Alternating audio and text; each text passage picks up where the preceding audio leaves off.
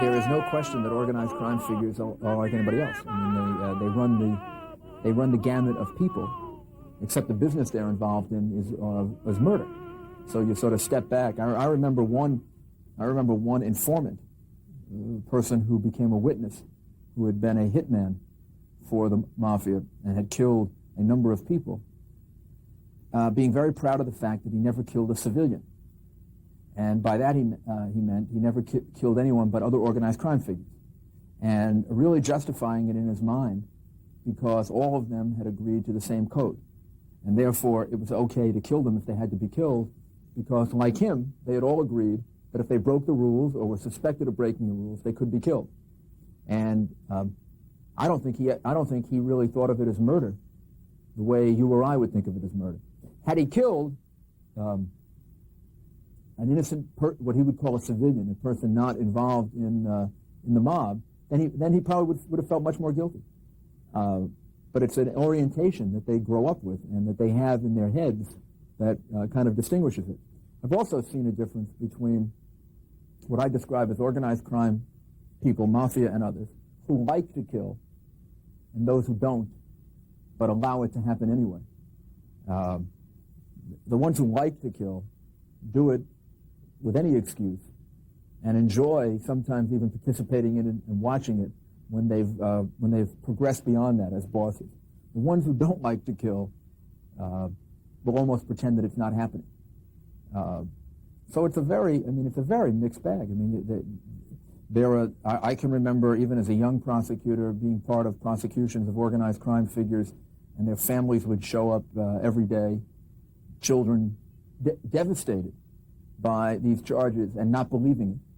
And then other situations in which the family would show up very, very proud of the fact that the father or uncle or was involved in organized crime. So it's they're different, like I guess any other group in society, except there's something that distinguishes them, which is that they participate in murder.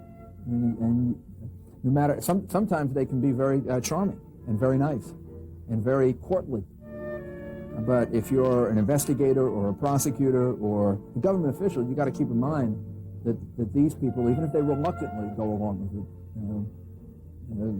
kill other human beings, which creates a different category.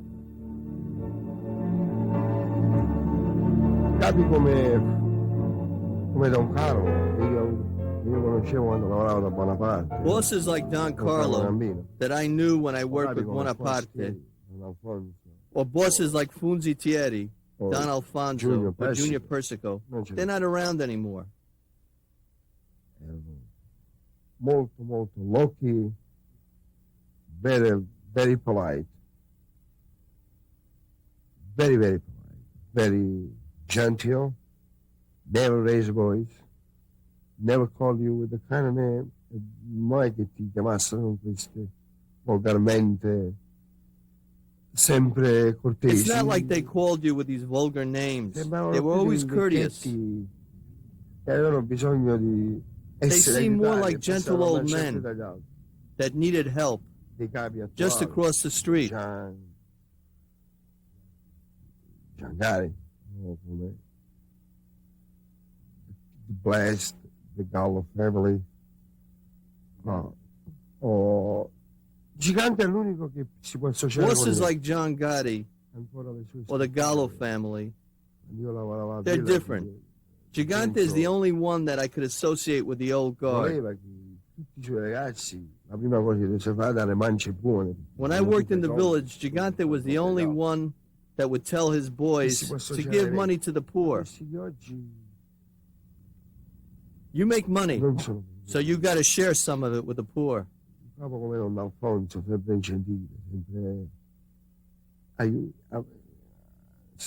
those of today are not like the ones of yesterday. A boss like Don Alfonso was kind. He was always seated in his Napoli club. He would help people, the artists. He always had a good word, and never a bad one. If he could do you a favor, he would do it. It didn't matter if you were Napolitano, Siciliano, Calabrese. If you were right, you were right. Gambino had the biggest family and a very, very powerful one. When he died, he gave it to his brother-in-law. And his brother-in-law, Paul Castellano, took over the family. Paul Castellano had millions of dollars. He didn't like drugs. He didn't need drugs. So he's trying to tell all the young men, don't get involved in drugs, don't get involved in drugs. Some of John Gotti's friends got arrested for dealing in drugs. When Paul Castellano says, what are you doing? They says, no, it's a frame-up. It's a frame-up, okay? Paul Castellano was a smart man. He says, okay, you're going to go to trial, and the government has to give your lawyer all the tapes of the wiretaps they had. Bring the tapes to me. I want to hear them. I'll see if it's a frame-up or not. When Castellano took control of the commission here in New York and the 5 families, was to get out of narcotic trafficking.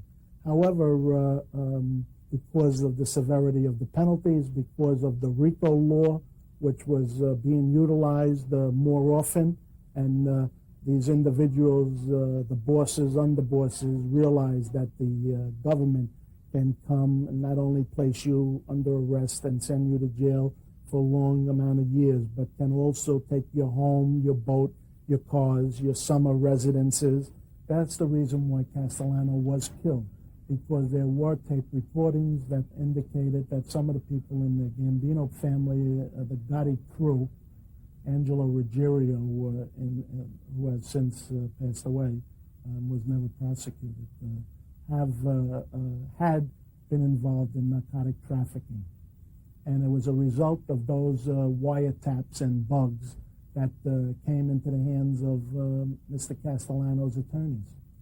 And they had to do something or they would have been killed themselves. So in Gotti's instance, it was kill or be killed.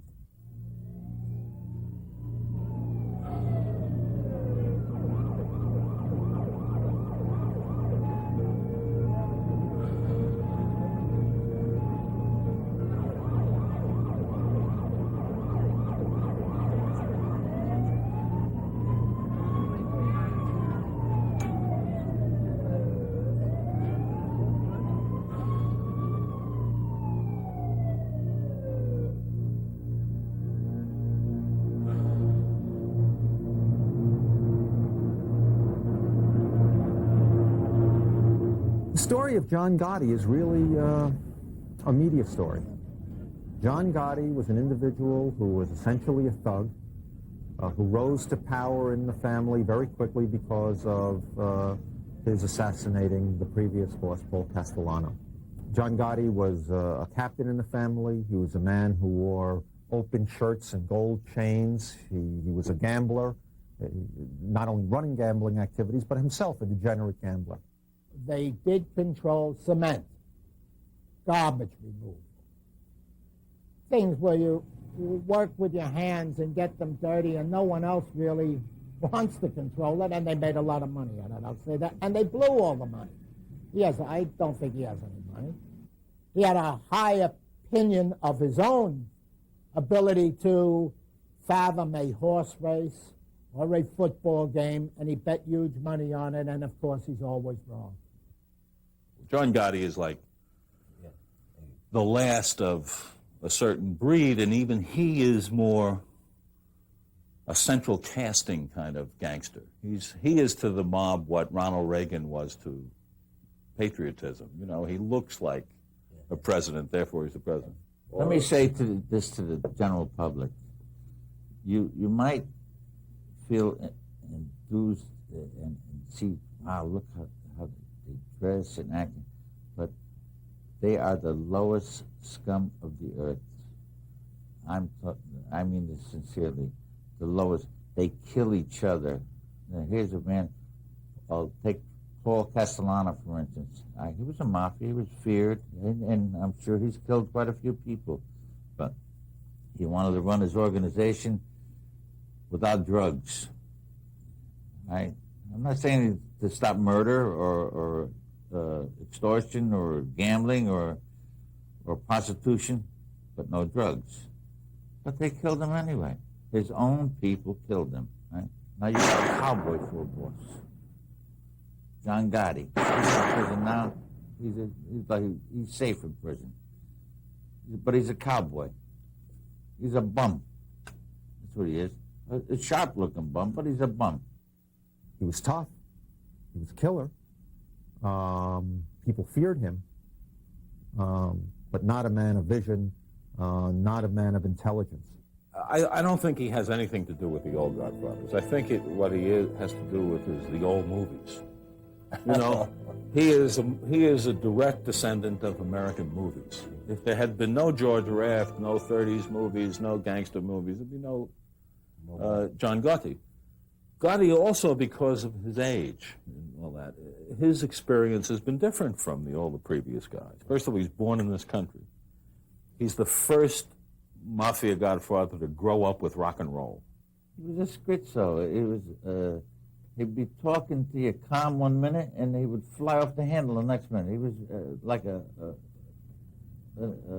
very violent. He was a wacko, you know. And in fact, he took those very strong pills for depression that crazy people take, you know. And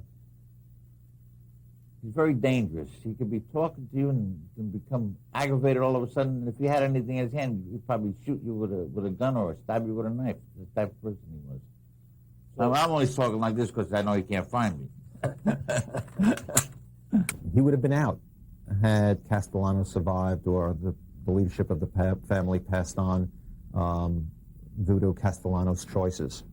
And so as a result, he killed Castellano and was voted in as the new family boss. All of a sudden, as the boss, he started wearing $2,000 suits and hand-painted ties.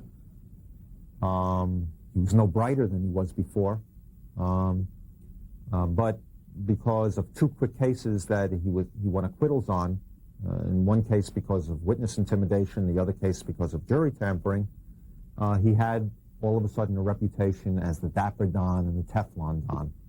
One case is about shooting some carpenter in the ass because the job at some restaurant was badly done. This is not, you know, the Corleone family. You know, this is like, you know, petty larceny. It's like arguing over parking or something. You know, that's my parking spot. Bang, bang. You know, what is this? You know, so that there's no true power there. People saw him as something totally different than he actually was. And so ultimately the conviction of Gotti was a much bigger story than it actually deserved. He was not a great leader. He was a person who, even though he knew he was being followed by law enforcement, could not avoid electronic surveillance. He was bugged on 3 different occasions. And even though he was acquitted due to jury tampering, the tapes were used with great success against his colleagues.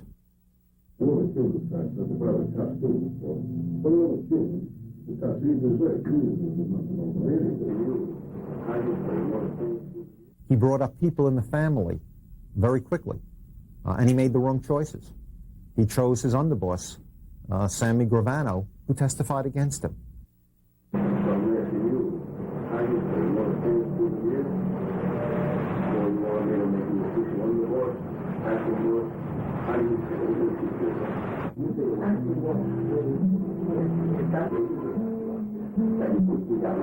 Because of the way he carried himself, because he wanted to see himself on the front of magazines and have newspaper articles written about him, brought media attention to the family and law enforcement attention to the family and hurt the family businesses. So, as a practical matter, he was a disaster. And the story that should be written about him was not the rise and fall of a great Don, but the fact that by his conviction, the family in Cosa Nostra was probably saved a lot of grief.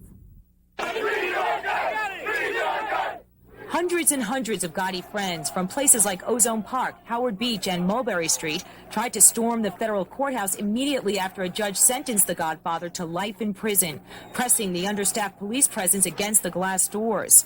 By the time it was over, 7 people were arrested, some dragged through the hallways of federal court. Outside, the damage was done, with marshals' cars overturned, 3 of them with smashed windows, one with a Gotti poster tucked into the windshield wiper. It was not a spontaneous demonstration of any sort. It was directed by the crew of John Gotti Jr. Gotti Jr. was not in court to watch his father get sentenced to life in prison for 5 murders, including the execution of ex-mob boss Paul Castellano, but many of the Old Faithful were there. It's safe to say I'm an American to stand in our courts the way they Shanghai people and set them up to be found guilty. It seems to me that the mob structure, for 2 reasons. One, because of sociological changes within the family, and 2 is because of the pressure of law enforcement, is disintegrating. And if law enforcement pressure is continued over the next decade, by the turn of the century, the mob will be unrecognizable. That doesn't mean, of course, the end of organized crime. There are lots of other organized crime groups out there, and some much more powerful in some ways than the mob.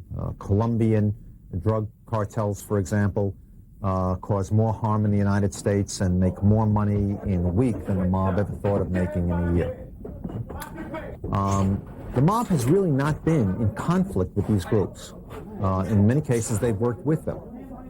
I think what will happen is not that there will be a war for territory or turf or criminal activity, but as the mob loses power, as it will over this next decade, with respect to either purely criminal activities or with respect to certain industries, other groups will move in. No one group will take over the mob's activities, but individual groups will take over certain activities of the mob. It seems that what we're seeing is other ethnic mobs moving in to fill the vacuum. Caribbean gangs, Asian gangs, who in some ways are far more prone to violence than the traditional Italian mob.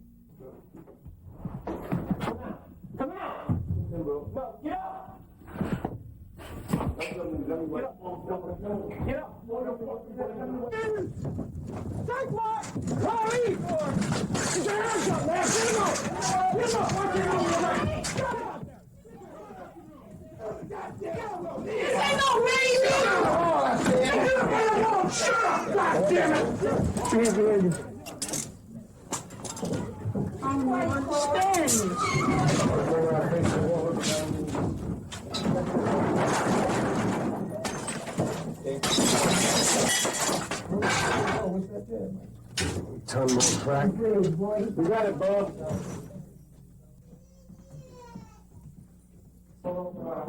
Their principal source of income is the drug trade, and the drug trade by its nature is extremely violent. We have 2,000 murders a year in the city of New York. When the Mafia was at its high, wide, and handsome, well, what they do, they kill 20 people in a year, of their own. There's Chinese, Vietnamese killing each other all over the street. It's all over drugs. There is a tremendous Oriental, Southeast Asia, Southwest Asia trafficking of drugs to the United States. There's no question about it. As a result of some of the biggest seizures that have been made over the last 3 or 4 years concerning Orientals and drugs from Southeast, Southwest Asia. The triads are criminal organizations that started 300 years ago in China to overthrow the invading government, the Manchu government. Started for the same reasons as the Sicilian Mafia. And they're secret organizations that became criminal over the years. They're involved in the same type of criminal activity as the American Cosa Nostra. Extortion, gambling, prostitution, narcotics, control of labor. Exactly the same type violation. Come on, we're playing room in there. Right there, right across. Okay, that's it. Boryokadan is what the Japanese refer to their organized crime group. In comparison with the LCN, they're similar in that they are very, very organized, a militaristic type organization, and you would have a leader and then a certain structure beneath him and then all the members. to the point where they would have similar ceremonies. They had ways of marking their bodies with tattoos based on what their positions were within the organization.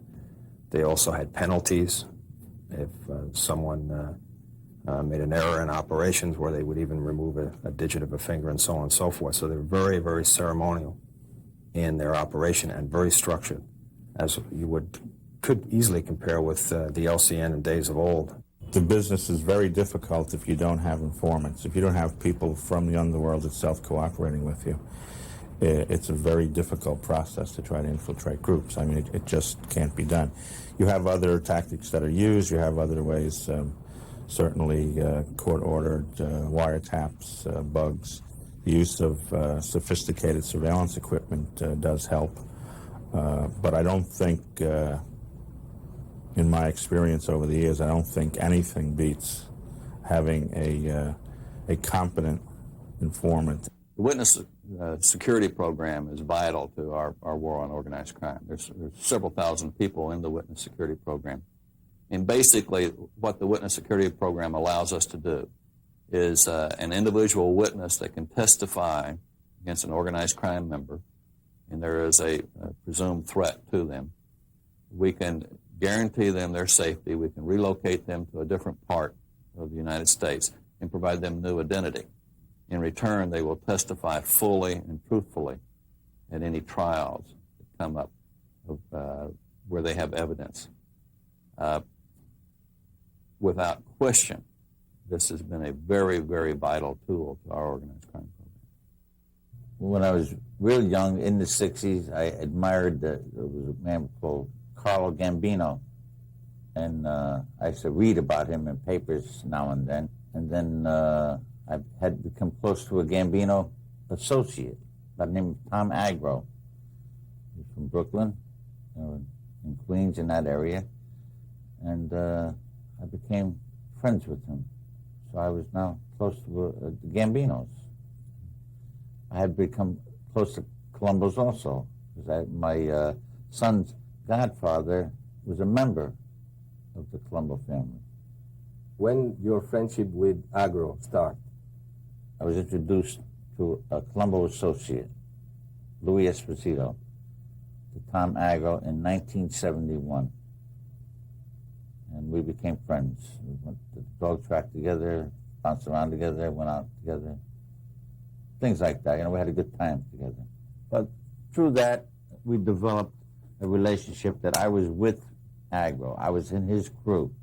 He was very close to the consigliere of the Gambino family. His name is Joseph N. Gallo. No relation to Crazy Joe.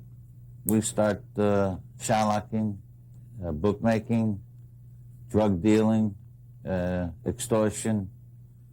And I did all this with the guidance of Mr. Agro, of Tommy A. How your position inside the organization grew? In 1978 or 79, Tommy A. proposed me for membership because I had done my work. You have to do a certain amount of work. I don't want to go into detail what it is, but you can draw your own conclusion what it is. It's you got to do your work to become a member, and you have to be have a mentor. A mentor is somebody already a member in a mafia, whether it be a member or a captain, a made guy or a captain or higher, but you have to have a mentor, and you have to be approved by the commission. I wanted to be made, yeah. I couldn't wait. Mm-hmm. But then there was a problem. And what, you can tell us what was the problem? Sure. We did a drug deal that went sour. $10,000 of the money belonged to Joe and Gallo, which Tommy A. had told me. And but the deal went sour. I didn't care whose money it belonged. I lost my money, he'll lose his. I didn't pay him. So, being embarrassed, I didn't call him or get in touch with him. But I understand he was looking for me, you know. Mm-hmm. And it went bad anyway. But I had won some money at the dog track, and I won $35,000, and I was ready to pay him. You know. But Mr. Agro had come down with two young, tough hoods I had money in my back pocket. I had 29,000 in my back pocket, which I was going to pay him some juice, give him a few thousand for a present, and, you know, and pay off some of the loan. I walked in and reached out to shake hands with him. There's two guys standing behind him, and I seen an object. I think it was a batter of pipe. Someone hit me in the head. And the woman was walking off. Apparently, I didn't know or remember. I was out. And, she had come in the kitchen. This was in the pizzeria. And she started screaming. So she saved your life? Yeah, she saved my life, yeah. Well, I didn't wake up for 2 days. I had a busted, split open nose, and my ear was hanging. A bump on my forehead would look like a grapefruit. I was beaten so severely, I was like a vegetable. I couldn't see. Everything was a scramble. I looked down, and if I was staring at this cup of coffee, I would see maybe 4 or 5 of them. So the only fucking reason you're still alive, don't think because we stopped. It was because that woman walked in the door. Then he would have been gone. You weren't supposed to walk away no more. You fucked me, and that was the worst thing you ever did. When you fucked me. Because now you turned around and took your only fucking protection away from you. That's how stupid you became. That you even had the hallucinations that you could fuck me and Tommy will only go so far, or he won't hurt me. He'll only go so far, and he won't hurt me. I'll get in your dopey fucking head, you're going to disappear. And you can run away on me. I got all the time in the world to nail you. And there ain't a fucking place you're going to go I can't find you.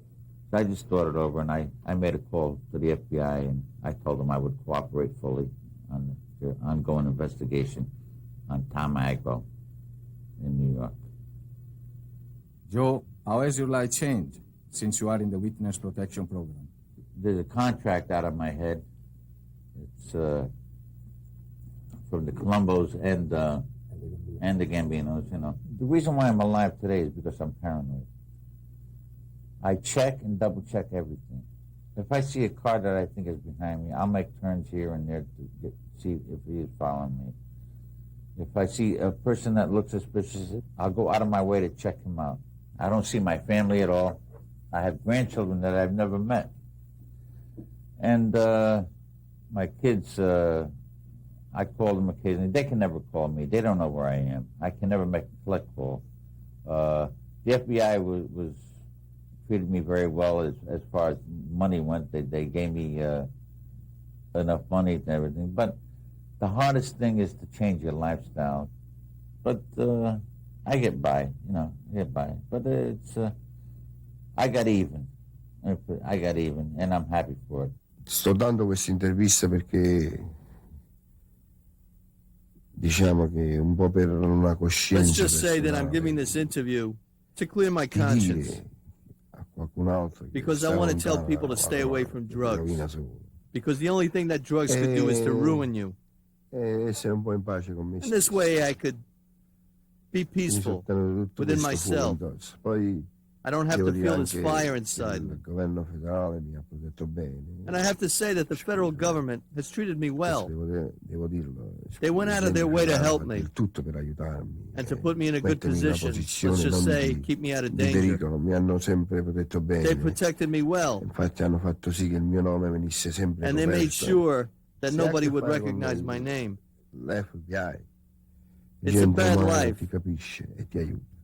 But if you have something to do with the FBI, they're humans. They understand you, they'll help you.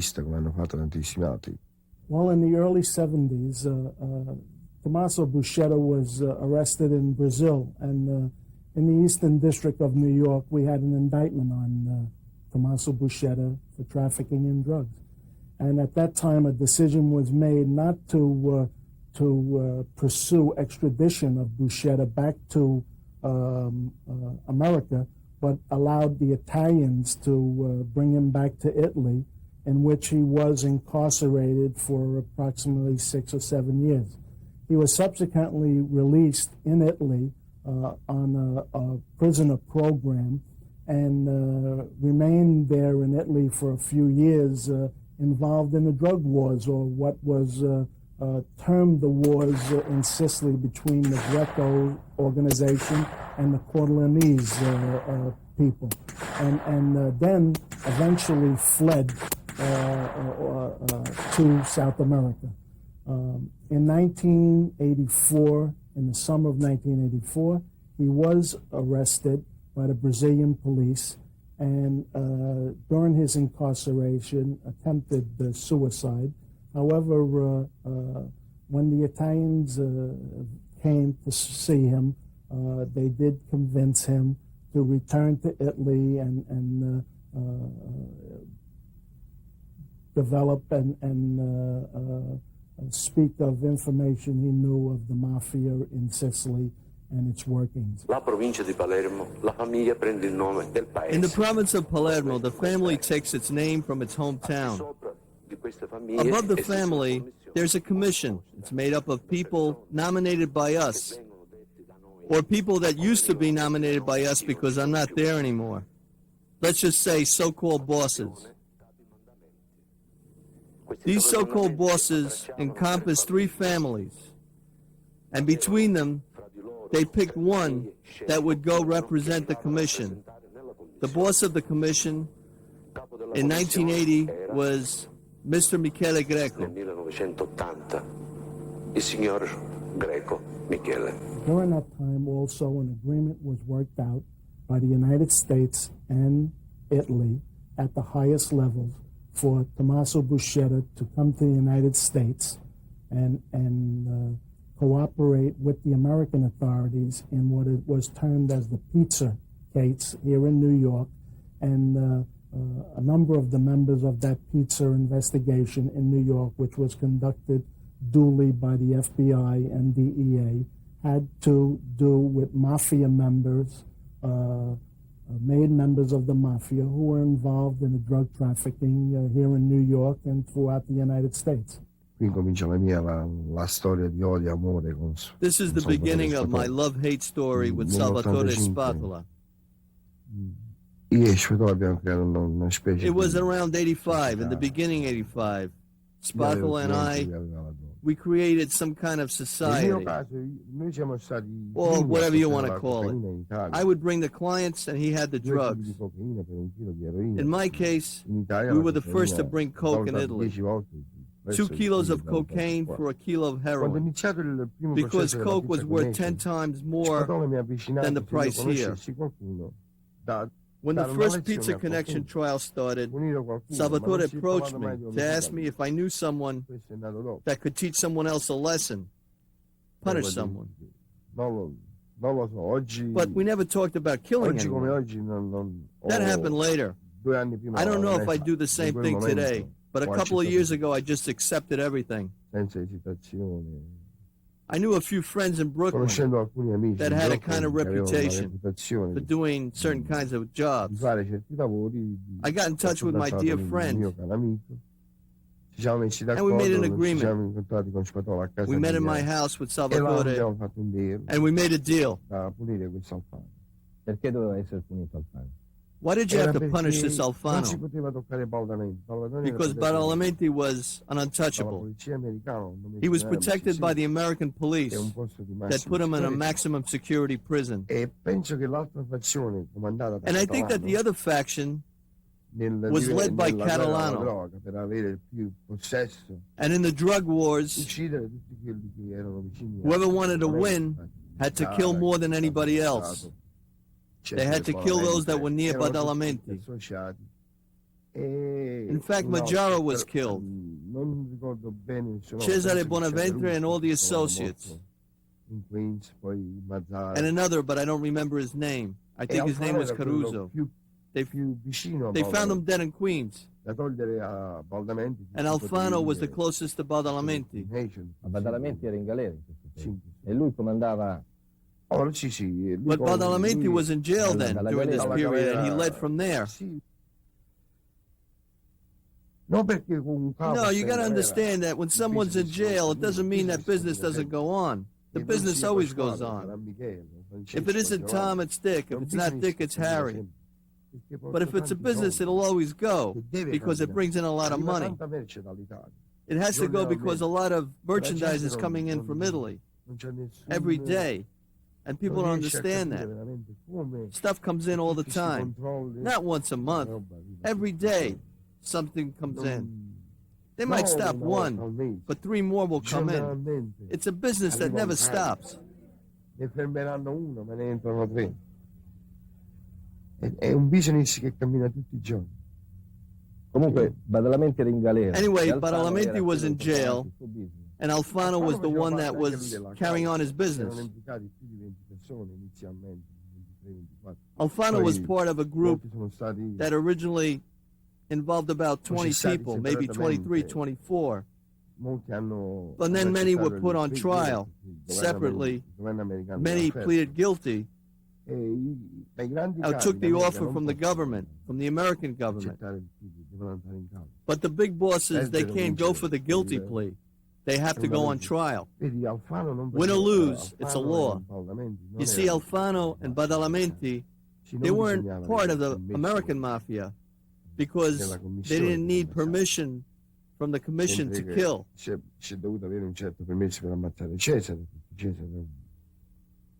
But you needed a certain permission to kill Cesare because he was considered a top wise guy. He was a captain. He was a captain of the Bonanno family. And Polizzi, Catalano, Abalgo, Amato, they're all soldiers of American families that in America were called to zip. There still is a connection between the mafia in Sicily and members of the mafia or organized crime here in America. There's no question that there's many members of organized crime here in America who answer to the old Sicilian mafia in Palermo.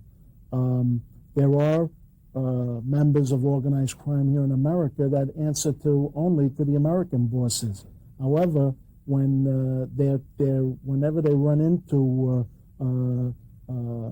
organizations or individuals from the Italian mafia, there are sit-downs, there are meetings to discuss and settle whatever problems there are. Okay, so you were talking with your friend Salvatore to decide what to do about punishing Alfano.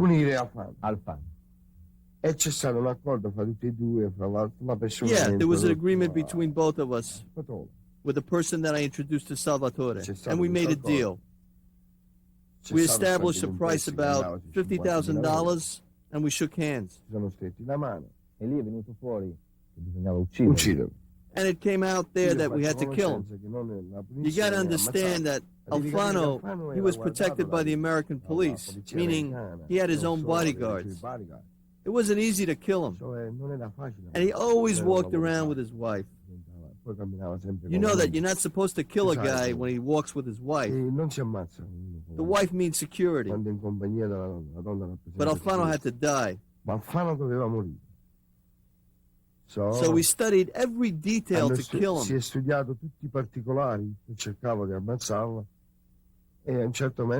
But at one point, since he was always with his wife, there was no other solution but to kill him when he was with his wife.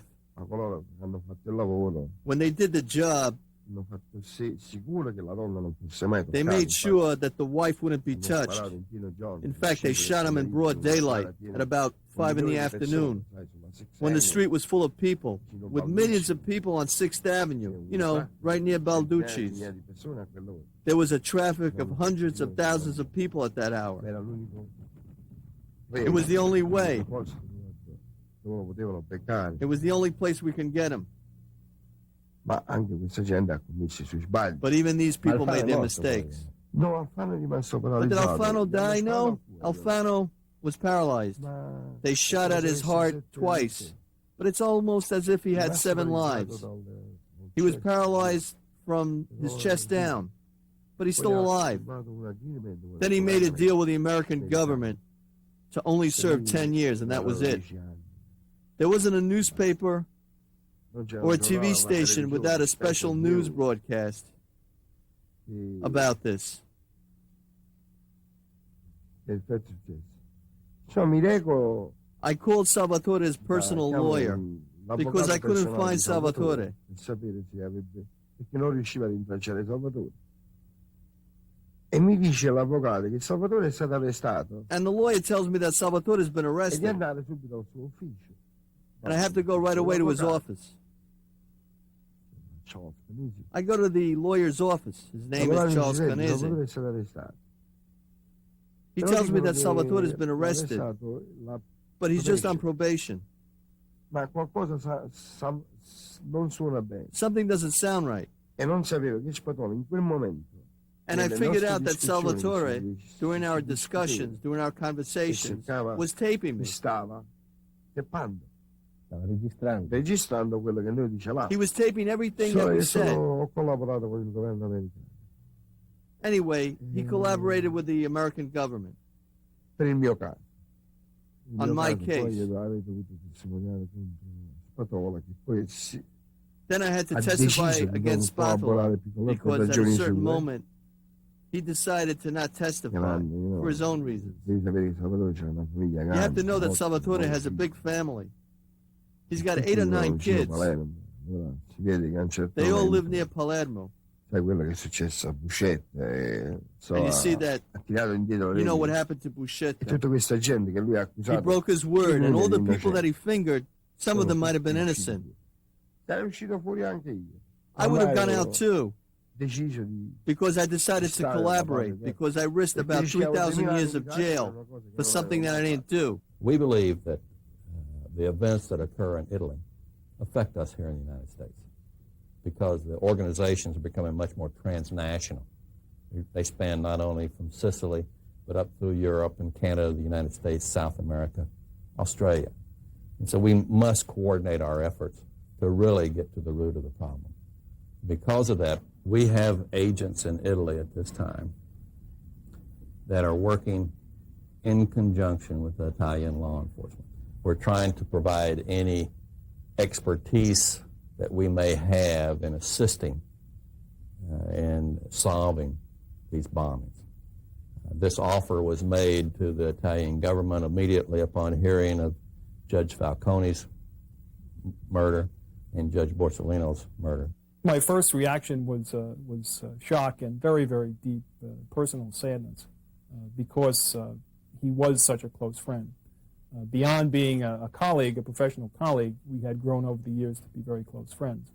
So it was perceived by me not only as a great personal loss, but as a great loss to the judicial community and everything that he stood for.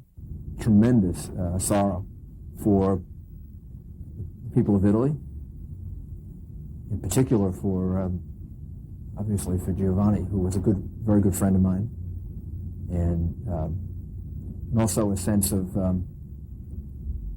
I'd say, concern that the effort that's needed in order to fight back against the mafia, that effort wasn't as strong and it wasn't as quick as it needed to be to convince them that they've got to pay an enormous price. To convince the mafia, they have to pay an enormous price when you slaughter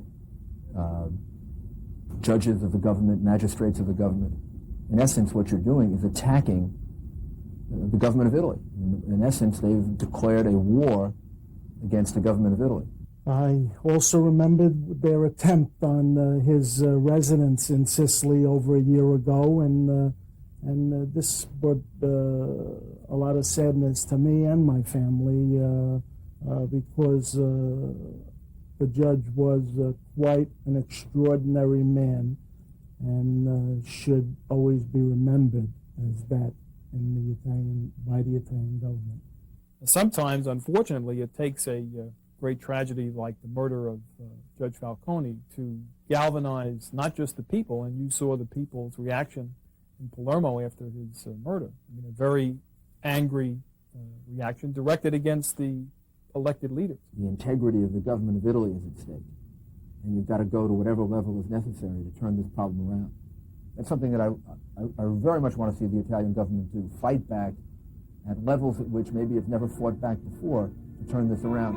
And that would be a fitting memorial to the men who have died, who are patriots. They can't be more a fitting memorial, and to see the government fight back in ways that it's never fought back before. The use of the military is necessary. Racketeering laws are necessary. A witness protection program. A federal, what we call a Federal Bureau of Investigation that would focus national attention on the Mafia. Seizure laws to take businesses back. And all those things are absolutely vital. The most important thing is political will. The political will had to be there to say, it doesn't matter who gets hurt here. The damage being done to our society is so great that we have to fight back and expose anyone who is involved with these people.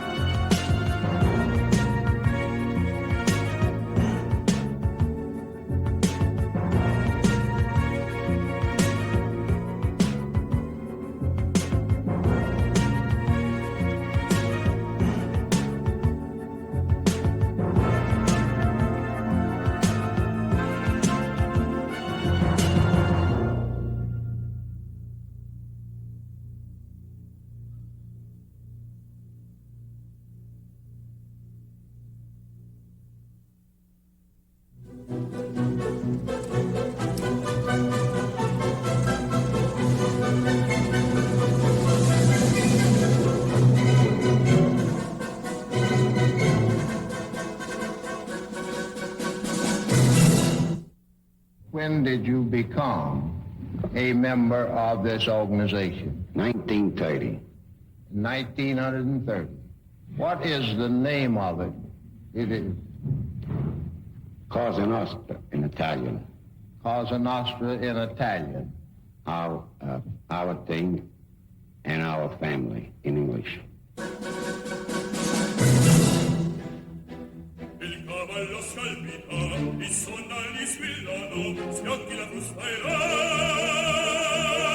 FBI! We have an arrest warrant! Open up! Put your hands up! Put your hands up! Charlie Lucky Luciano, shackled to his henchman, the overlord of a $12 million a year vice ring, goes to prison for from 30 to 50 years. 1932 proves bad medicine for big shot Al Capone when Uncle Sam takes him for a ride to Atlanta for 11 years. So public enemy number one doesn't have to worry about New Year calls. Dave, what kind of gang war? There's no gangs, there's no wars, there's nothing. A gangster is a gangster for very good reason. He wants everything for himself, and he doesn't want to work for what he's got. Does not want to work. All roads lead to Hollywood, or so it seems. Actually, the relationship among studio heads and the Mafia existed long before the late 1930s.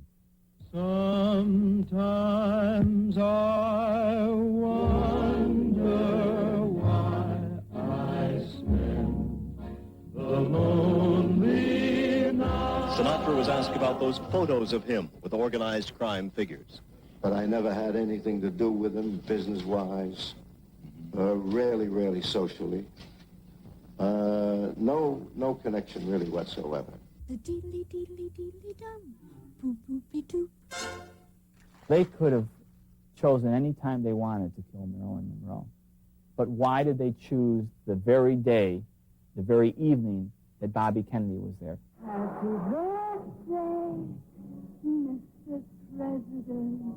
The Kennedy brothers had relationships with the sex goddess of the 60s, Marilyn Monroe, and that Jimmy Hoffa was trying to get evidence against the Kennedys Hoffa said, I'm going to kill Bobby Kennedy. I want to kill Bobby Kennedy. I want him dead. The Attorney General has got a vendetta against me, and I'm going to kill Kennedy and all of his children.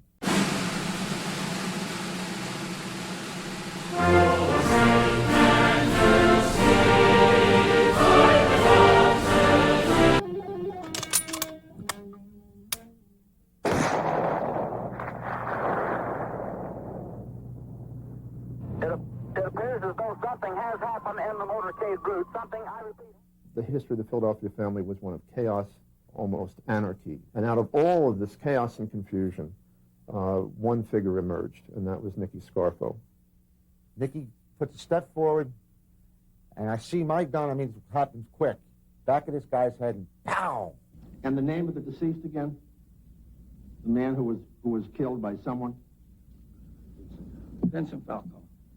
Say again, please. Vincent Falcone. Could you spell that last name, please, just for me? Falcone. And was he a friend of yours? I invoke my right under the Fifth Amendment of the United States Constitution and decline to answer the question.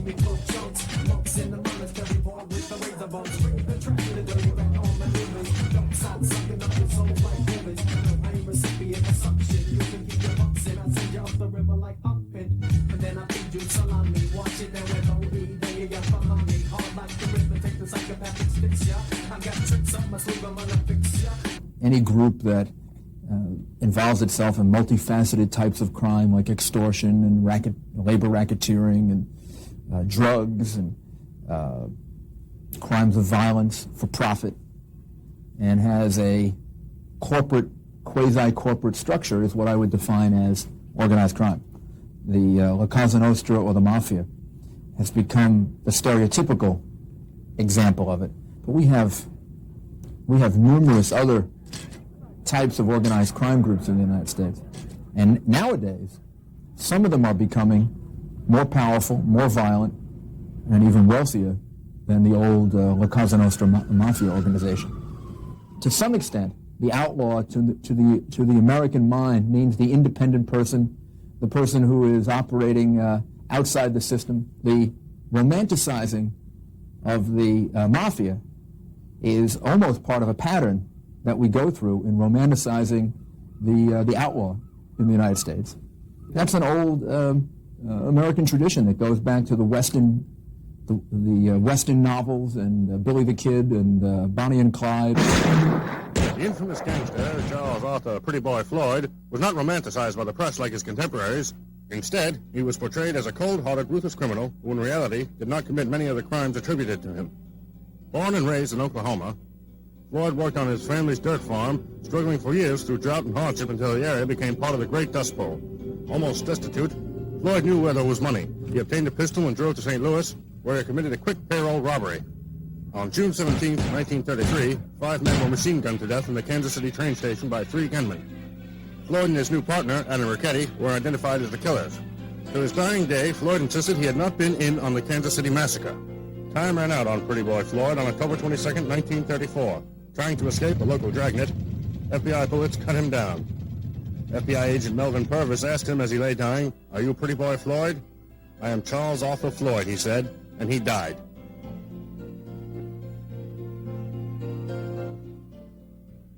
Help the federal drive to put the gunmen and the racketeer behind the bars where they belong. John Dillinger was America's classic bank robber. Born in Indianapolis in 1903 to a typical Midwestern family, his mother died when he was 4 years old. After a stint in the Navy, Dillinger was unjustly sent to jail for a grocery store holdup. An ambitious but bitter young man, he quickly escaped. His gang would soon carry out the most successful bank robberies in the country's history. Within the space of 12 months, Dillinger robbed more banks and stole more money than any other gangster had in their entire careers.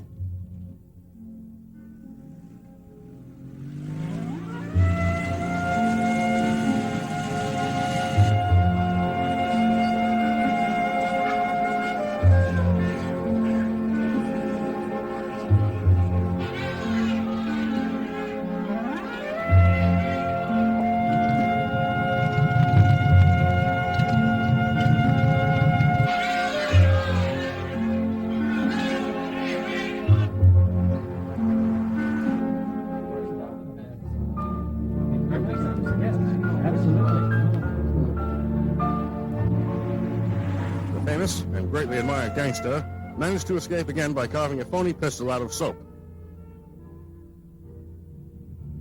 Now, Dillinger had an army of law enforcement agents after him.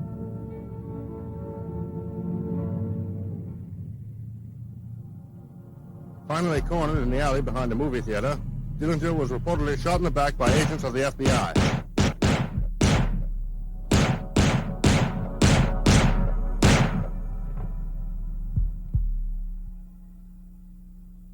No hard evidence was presented that the man shot was actually John Dillinger, and many witnesses commented that the corpse had brown eyes compared to the gangster's blue eyes.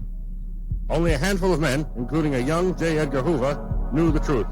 Regardless, Dillinger left his mark on history. It must have been pretty strange for an Italian coming to America to say these people are making it a crime to drink alcoholic beverages. That's a pretty good business to get into.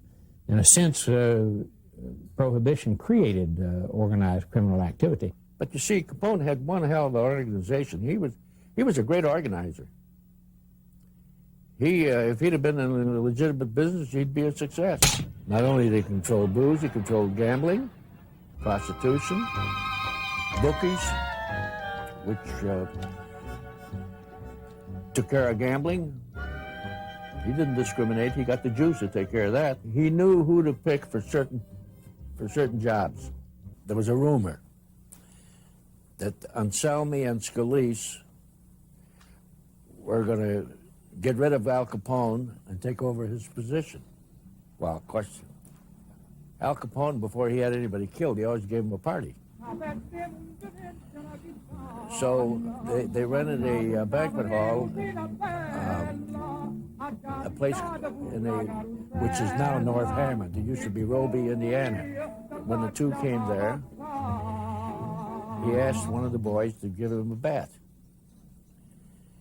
He says, "Well, boys, I understand you want to take my job, huh?" He took that bat. Oh, Jesus Christ. And he killed both of those people. There was Scalise and Anselmi. There was another person. He just was in the wrong place. When the wires came across, we got to know about it, and we went out there and photographed the three bodies. So they figured there was a rival gang that had killed these three people. He held a meeting at the Morrison Hotel, and he called all these there's different gangs.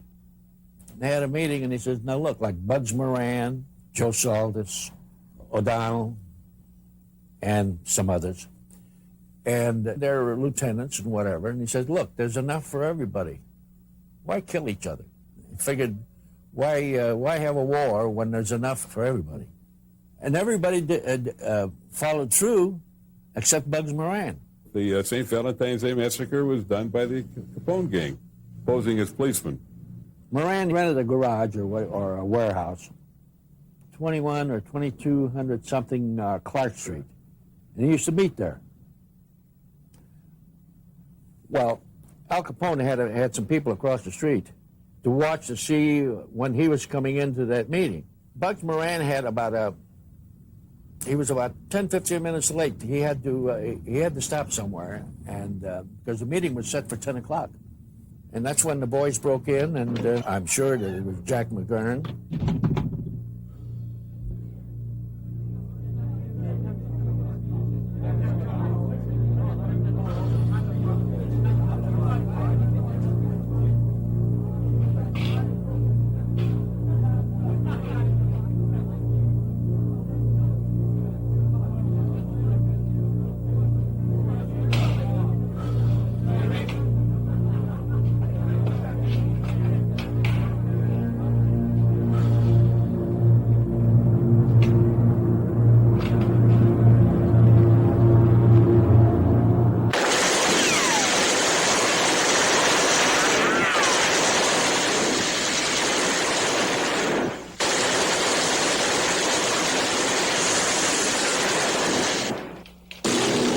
The history is there. History is there. This was not a group of friends all together one for one.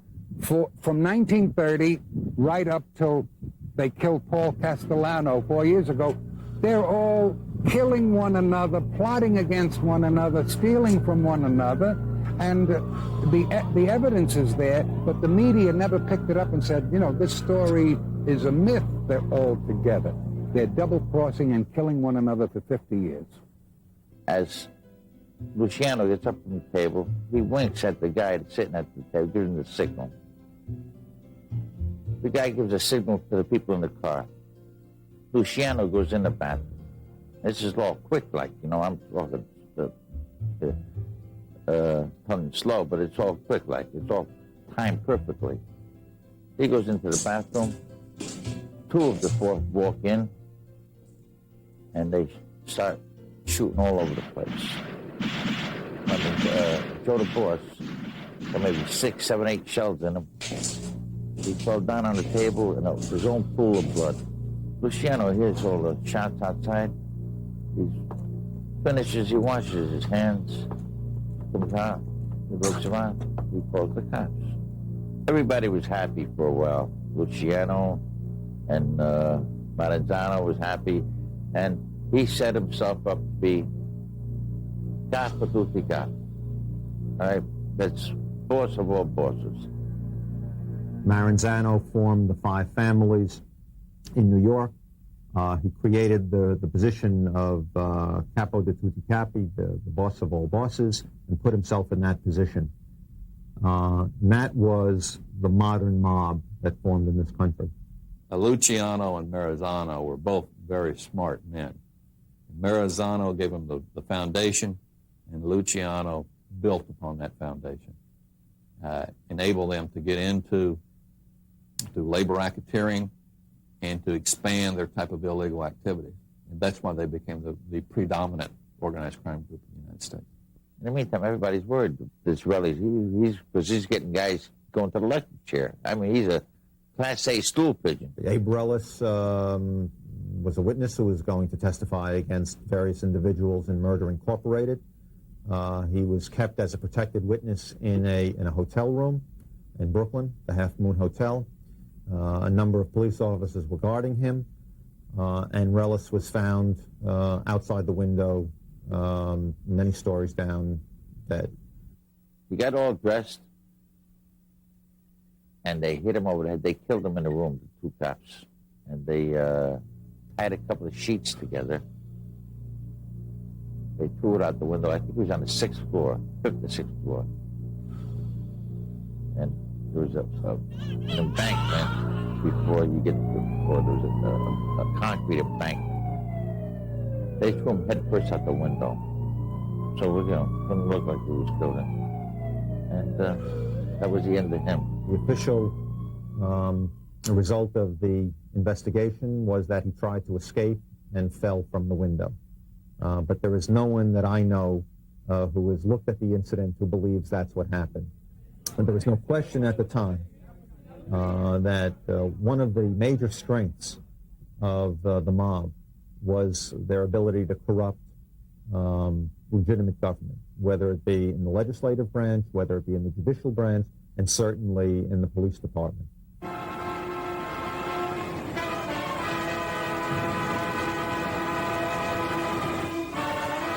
As Marilyn's career moved steadily upward through influence from behind the scenes by the mob, she became obviously a tremendous star with Niagara and All About Eve. And at that time, no one needed to help her career along. She had everything going for her. Simultaneously, the CIA saw an opportunity to use her. Now, you add in the fact that she gets involved with Jack Kennedy, she gets involved with Robert Kennedy, and she has relations with the mob as well as with the CIA. She becomes a very dangerous individual. It was the perfect way to kill Marilyn Monroe, because even if the medical team got to her, they could not save her because it was within her bloodstream. It was not in her stomach. And as a result, they were successful. And Marilyn Monroe then was eliminated and was no longer a threat to the mob and to the CIA, as well as to the Kennedys. We suspect somebody walked into the stable and shot Harry Cohn's best horse, you know, right in the head. Boom, bang.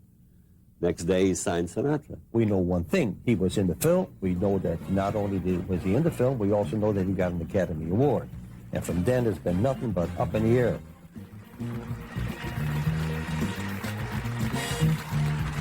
If Mr. Sinatra is a member of the Mafia, then I'm the godfather. I think he just kind of got a kick out of being around these guys. He's kind of a tough guy, you know, and that's the image he kind of portrays. He just liked being around them. Whether he would ever do anything illegal with them or for them, I don't know. I mean, the Mafia's penetration of Hollywood has existed throughout the century, and it continues to this day. There was a wiretap affidavit that was publicly disclosed sometime in 1989, I believe, concerning one of the former top executives of MCA, Eugene Giaquinto. That wiretap affidavit seemed to indicate that Mr. Giaquinto had organized crime associations with one Edward Chandra, the underboss of the Buffalino family. To all intents and purposes, that investigation was killed by the Justice Department because of this incredible sweetheart relationship between Hollywood and the studios and the federal government of the United States. Basically, prosecutors are not permitted to investigate these allegations of corruption within the motion picture industry when they involve major motion picture studios, such as MCA. Specifically, the MCA investigation was killed by the Justice Department itself, leading to the firing of one honest prosecutor by the name of Marvin Rudnick, and leading to the resignation and frustration of another honest prosecutor by the name of Richard Staben. It was revealed that there were 2 and possibly 3 projects in various stages concerning the life of Meyer Lansky. And it appeared that there were 2 different organized crime families that might have had some type of an interest in each project. They were the Gambino family from New York City and the Genovese family from New York City.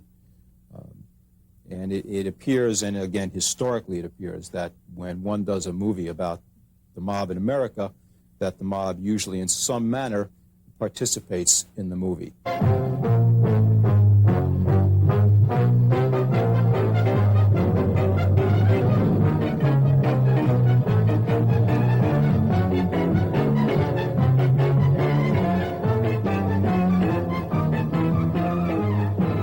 Las Vegas, a most exciting and unusual city. A city whose perpetual mood of happiness and fun have made it a way of life for millions of visitors. Faced with the economic consequences of the Great Depression in 1931, hard-pressed Nevada officials legalized casino gambling and began taxing what had always gone on here before. Not many people noticed, not until the early 1940s. That's when Las Vegas caught the eye of these 2 men, Meyer Lansky and Benjamin Bugsy Siegel. I think the thing about Bugsy that was that attracted me most to writing about him was that he was this peculiar American mixture of a dreamer with a great romantic vision of something and a practical man at the same time. His vision was a kind of like a Neapolitan dream of heaven, you know? I mean, it had to be, you know, fountains and women and gambling. Everything that was illegal everywhere else would be legal in Nevada. And it was like the triumph of the Baroque. The Mafia loves money. Las Vegas is money.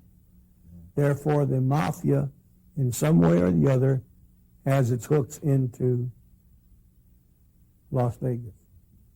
It's impossible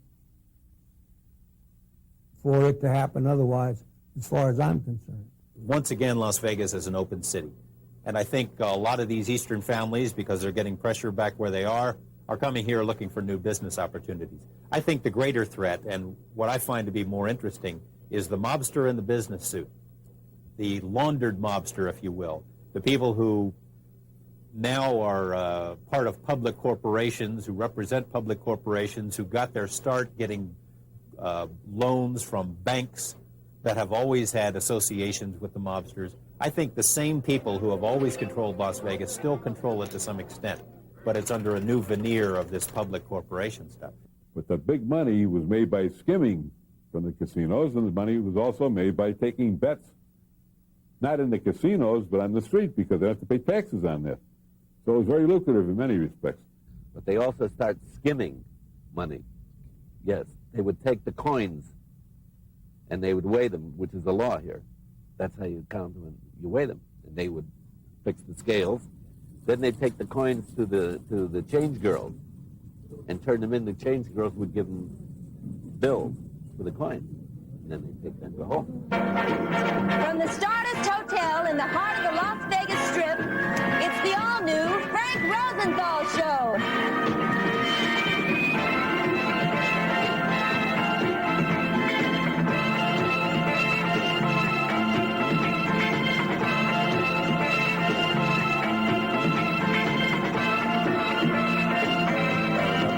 Conference at which he denied any of this mob involvement. I'm just a show producer. I'm getting a bad rap, until the pressure really came down on him years later, and then he rolled over, as so many people did. They figure before they got through, they had skimmed $22 million and got caught. And that was the end of that era. Rosenthal's in trouble. And one night, Rosenthal's over at a restaurant. 2 FBI agents are sitting in there watching Rosenthal. He comes out of Tony Roma's, right? Which is right across the street. Yes, exactly. Gets in his car, starts the engine, they watch him go blown right through the ceiling.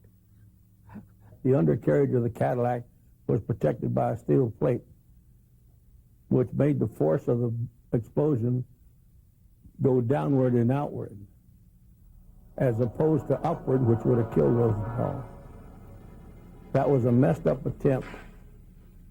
During the Kennedy administration, the government was keeping one terrible secret. And that secret was that the CIA had entered into an alliance with the Mafia to assassinate Fidel Castro. And about this, there are no doubts. They had a Senate investigation of it. They have a paper record of it. The CIA entered into an alliance with Sam John Connor, Santos Trafficante, Johnny Rosselli, to murder the president of Cuba. This was something that the government didn't want anybody to know. Naturally, there would be some merging of interest between the CIA and the mob in dealing with the politicians in order to get the gambling that they wanted. And it probably also may go back to the days when the mob was rolling big in Havana during the Batista. And I'm convinced that there were connections, definite connections between Gene Connor and the CIA to give some credence to the kill Castro theory. The conspiracy to assassinate Castro first began under the Eisenhower administration, and the man who was in charge of that, the action man, was Vice President Richard Nixon. Then after Kennedy was elected, the CIA inherited that plot from the previous administration and went forward with it, not telling Kennedy all the details. The original liaison between the CIA and the Mafia in the Castro assassination plot was Jimmy Hoffa. Hoffa was sort of viewed in the mid-30s when he became active in union politics as being sort of a working-class hero, a champion of the rank and file. In 1940, 1941, the Teamsters Turf in Detroit was threatened by a rival union, the Congress of Industrial Organizations, which had sent some organizers into Detroit for the purposes of organizing workers. So as a consequence, Hoffa went to 2 Mafia guys, Santo Perone and a guy by the name of Frank Coppola, and they then proceeded in what became a conspiracy with Hoffa, a conspiracy of evil, if you might. And they drove the CIO raiders out, but as a consequence, Hoffa went from a potentially great union leader to really nothing more than a labor racketeer because of the deals that he made with the Mafia in the wake of their participation in the war against the CIO. The Teamsters Union, and Hoffa in particular, would have extraordinary power to close down businesses, to stop businesses, to virtually render you unable to make a living if you oppose them. And then there might even be fears beyond that, that you'd be physically harmed. At that time, it had that kind of economic power and political power. Robert Kennedy seems to have singled out Carlos Marcello for persecution and even humiliation. At one point, he had Marcello, who was probably the most powerful gangster in America, picked up off the street and flown to Central America and literally dropped in the jungle. You simply don't do that to a man like Carlos Marcello and expect to enjoy the joke. He swore that he was going to get even with the Kennedys. Being a good Sicilian, Sicilians believe in revenge, right? His honor was offended. Carlos Marcello had the oldest motive known to man for murder, hatred. He simply hated the Kennedys. On the one hand, the Kennedys had launched a very broad-scale and very successful war against organized crime, even though it's clear that certain elements of organized crime actually helped him to become elected.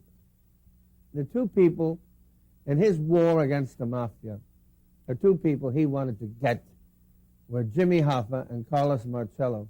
And they were both friends. They knew each other very well. In September of 1962, Hoffa was having a conversation with Parton. And during this conversation, Hoffa said, you know, I'm going to kill Bobby Kennedy. I want to kill Bobby Kennedy. I want him dead. The Attorney General has got a vendetta against me, and I'm going to kill him and his entire family. We're going to blow up Hickory Hill over here in Virginia, where where Bobby Kennedy lived with his family. We're going to blow the home up. We're going to kill Kennedy and all of his children. And Parton, who had a bunch of kids himself, said, hey, if you want to kill Kennedy, but don't kill the kids. And he goes, nah, they're Kennedys. I want them all dead. I don't question that Jimmy Hoffa wanted Jack Kennedy out of the way. How long is organized labor going to sit idly by out of fear of a subpoena? But I think what people need to understand is Jimmy Hoffa took orders from the mob. He did not give orders. Marcello said that if we kill Bobby Kennedy, the president will order the National Guard out, and he will crack down on the Mafia all over the country. It will be worse for us than ever before. But what we have to do is to kill the president, because Bobby Kennedy derived his great power from the fact that he was a brother of the president. And if the president was shot, Bobby would be neutralized.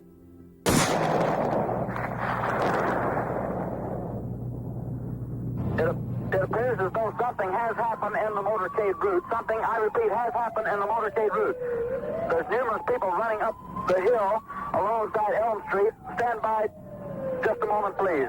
Robert Kennedy put the FBI into the fight against organized crime. They were not involved against organized crime until Robert Kennedy put in. And beginning with that, we have been now for more than 20 years very successful, much more than we had been in 40 years before that. He wanted it done. I mean, it should have been done. There was no investigation of them. Hoover didn't want his agents corrupted, and Hoover also didn't mind going to the racetrack and sitting with them, which he did. Probably the most interesting part of my career was in 1960 when, for the first time in 30 years, there was an insurrection in the Mafia, when the Gallo brothers went against Mr. Profaci, and we had the Gallo-Profaci War. 13 dead and more than 20 wounded in a 2-year period. That was the beginning of the end of the control for the old-timers, because the young men were rebelling. They understood that the leaders got all the money and the young men took all the risks and went to jail.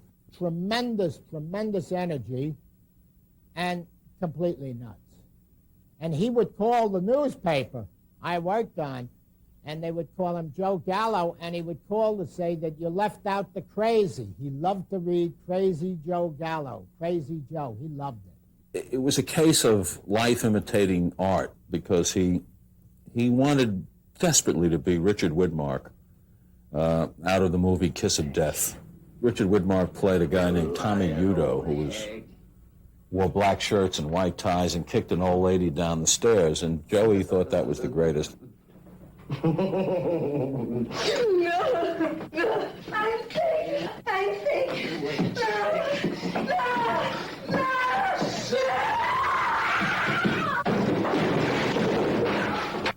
He could have gone anywhere, but I think that movie changed his life. you know anything about a gang war? Are you trying to protect yourself? Gabe, what kind of gang war? There's no gangs, there's no wars, there's nothing. Well, Yeah. what about the guns? They're rifles, Gabe. We go hunting. I belong to a hunting lodge. We all go hunting for deer. You go hunting too, don't you? The police didn't think that those guns were for hunting. In fact, they quoted you as saying that you were trying to protect yourself. Well, the police were misquoting somebody because nobody told the police that. Every time during the gang war, 3 o'clock in the morning, someone was shot, we would have to get out of bed, go round up everybody, and so on.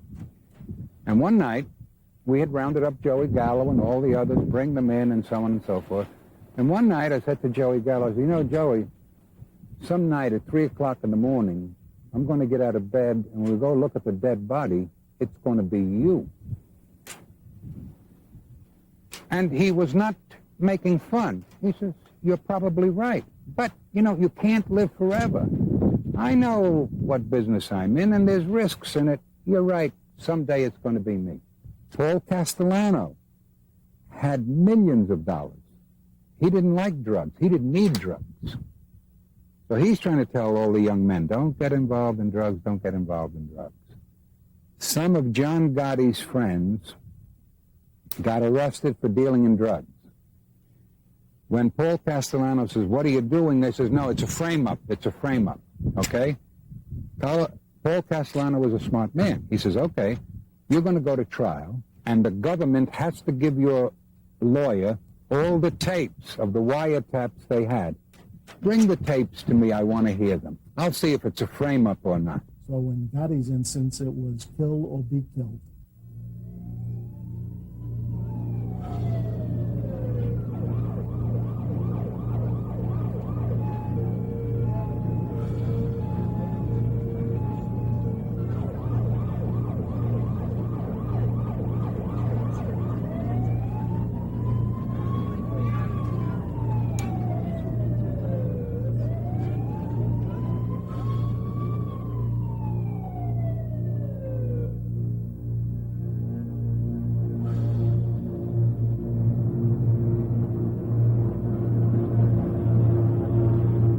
The story of John Gotti is really a media story.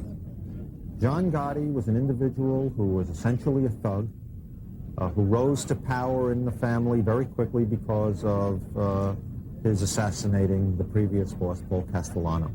John Gotti was a captain in the family. He was a man who wore open shirts and gold chains. He was a gambler, not only running gambling activities, but himself a degenerate gambler. And there were lots of other organized crime groups out there, and some much more powerful in some ways than the mob. Colombian drug cartels, for example, cause more harm in the United States and make more money in a week than the mob ever thought of making in a year. There is a tremendous Oriental, Southeast Asia, Southwest Asia, trafficking of drugs to the United States. There's no question about it. As a result of some of the biggest seizures that have been made over the last 3 or 4 years concerning Orientals and drugs from Southeast, Southwest Asia. The triads are criminal organizations that started 300 years ago in China to overthrow the invading government, the Manchu government. Started for the same reasons as the Sicilian Mafia. And they're secret organizations that became criminal over the years. They're involved in the same type of criminal activity as the American La Cosa Nostra. Extortion, gambling, prostitution, narcotics, control of labor. Exactly the same type of violation. We have 2,000 murders a year in the city of New York. When the Mafia was at its high, wide, and handsome, by what they do, they kill 20 people in a year, of their own. There's Chinese, Vietnamese killing each other all over the street. It's all over drugs.